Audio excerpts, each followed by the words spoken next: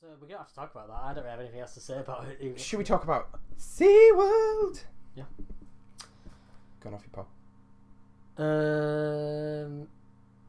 Yeah, SeaWorld. All right, I'm going to talk about Okay, SeaWorld no. then. So Do you want to talk about SeaWorld, or am I going to talk about SeaWorld? Because I've got something to talk about SeaWorld. Okay, you can talk about SeaWorld. Okay, so obviously last time we touched on the VR being removed from KRAKEN, and did you find out the reason why? No. No. Oh, you were saying you. Yeah. I'd found out that. So Ewan forgot what he was going to tell me. Now, Yeah, now he's now just I remembered. remember.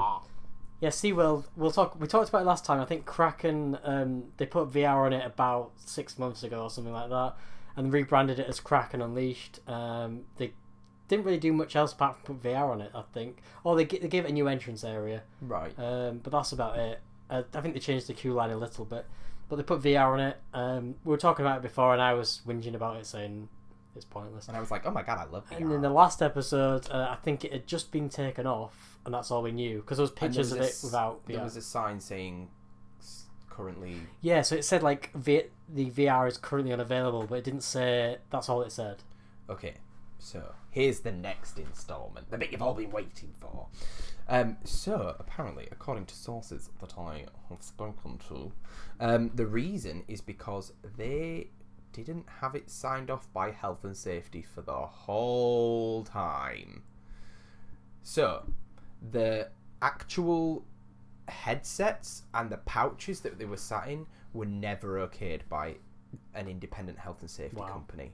So that ride was operating for all that time with those headsets, which potentially hadn't been checked by health and safety.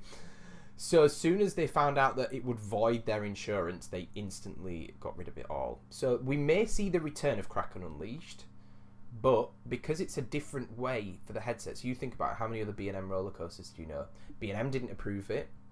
The VR company didn't approve it. Everybody's like holding their hands up going, well, it's nothing to do with me. There's only one, and it's Galactica, isn't it?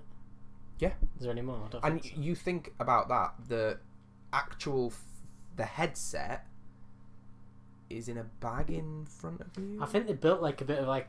There's like some brackets that are on the front of the restraints, that then they have like a pouch. So this was just like a bag that was like attached onto the restrainty things, and instead of the something to do with the fact that instead of the computers being on, they were trying to do it so it was all a contained thing, so the computers were on board, whereas on the other things they're like in a separate space. It's maybe all done wirelessly or remotely, but that's new technology that hadn't been tested, hadn't gone through health and safety. So apparently that's what I heard. Again, if I'm lying, shoot me now. But yeah, that's apparently what happened to the VR on KRAKEN. Makes you a bit worried though. They shouldn't be doing stuff like that at such a big... Yeah. SeaWorld... Have they lost the plot? SeaWorld are a bit weird at the moment. They've all, like... They've had I all think the... they're losing a lot of money, right? Yeah, they've had all the controversy about the blackfish and the obviously the whales, having the whales and thing. Killer Having whales a and whale of a time. stuff. Which we won't get into because there's no point. Everyone's talked to It's death like about depressing that. as hell to think Yeah, about. and it is pretty sad to talk about. But yeah, they've been losing money. Like when I've been the last couple of times, it's always been really quiet. Did you go the last time you were in Florida? Oh, we go every time. You go every time? Yeah, we really Okay. like SeaWorld. Was Mako open? No, it wasn't built. It wasn't even started then. Oh, I lose concept of when you last went. You've It's been like on so three- many holidays It was this like year. 3 or 4 years ago, I think. Too long ago. Too long. Oh god, I think it's about 12 years since I went to Florida. Oh, I'm so hard done by. I know. I forgot what I was saying. Yeah, there we go. It's gone. Oh yeah, SeaWorld. I like SeaWorld, but it's losing a lot of money because it's had so much bad publicity about their animals treatment I and just think things they like need that. to reinvent themselves. And I've been saying for a while that I don't know if we've talked about it on the podcast before, but I see them like, I imagine at one point they're going to build enough rides to get rid of all of the animals and make it a theme park. Or have more of like an aquarium, maybe like a sea life attached to it. I think the main the problems are with having the whales, which they were known for their big shows, which I think now they've stopped doing. They said they've stopped doing like the big theatrical shows, but they still do the shows in the same stadiums as the same kind of thing. But I think they're more like education Right, base. right. So instead of making the whale jump up and tap a ball, it's the whale eats this. So I think it's more, but they still do like a few tricks and stuff. Right. So it's similar but toned down. I don't think that people want to see that anymore. We go and see them, but I wouldn't. Like, it doesn't bother me. Like, me, it's no. not something that I think, I must go and watch that killer whale be tortured for 45 minutes. Do you know what I mean? Yeah. Like, if I saw somebody doing that to a bear, or like if it's wrong to have a bear in the circus, surely it's wrong to have a whale in a tank. Yeah. So yeah, who knows what's going to happen with SeaWorld? They've had this problem with Kraken now, and recently We should put bets on them going bankrupt. It's happening. I hope not, because I think they're owned by Busch, the same people who own Busch Gardens. Oh yeah, you're right. So I don't want Busch Gardens. Busch Gardens I love Busch parks Gardens. are nice. So why have they got it so wrong with the SeaWorld stuff? Well, because I think SeaWorld was separate, and then I think the company who owns Busch Gardens bought is it Amateur SeaWorld. Busch? Yeah, I forgot how you say it, but the beer people. Yeah, the beer people. So I think that's why it's like that.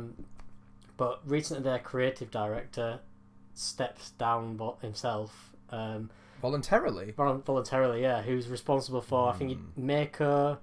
I think it's, what's the other course there? Manta, I think. They've got like I forgot what it's called now. They've got like an indoor penguin ride, which is horrendously bad. Oh. The penguin bit is good, but the actual ride, it's like a trackless thing. Expedition thing?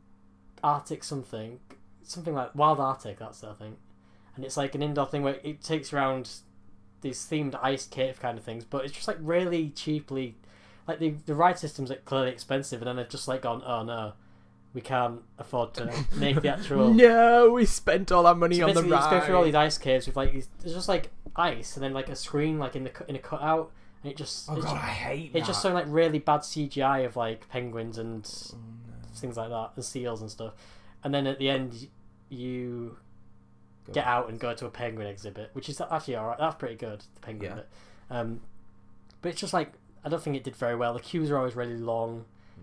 Like they clearly had spent way too much money on the ride system, and the theming of the queue theming is really good because you go through the queue and you go into like a little booth which is like enough people for each car, like a batching thing, I guess. But there's like loads of those little rooms, and they're like fully themed as like a little ice cave, and there's like a little TV that like explains. Oh my god, you've never been to Europa, have you? No. The queue for Bluefire has kind of that inside, so you kind of walk through this magical building, and there's like a section of queue that's like, I don't know, like maybe enough to fit 40 people in, and it's one room, but it's like a huge 3D cinema, but they also make it rain on you, and they're explaining all the stuff about the weather and where the power comes from, because Bluefire is all themed to be the gas that's like the natural gas that comes up from the volcanic whatever it is stuff.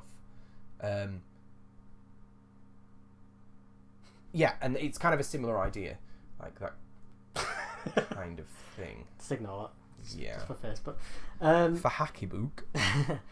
Yeah, so he stepped down. He's like being responsible for the design and creation of loads of their recent attractions. So I don't know what that says about where SeaWorld's going. Well, it either says to me that he has creative differences with the team, or it says to me that he sees that it's going down the pan and is getting out before he's branded as "you killed SeaWorld." I did see in the news article that he'd set up like his own design company, like independent. Yeah, like with his name as like the company name. So Brian Morrows.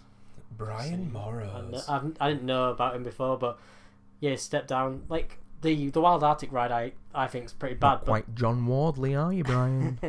But the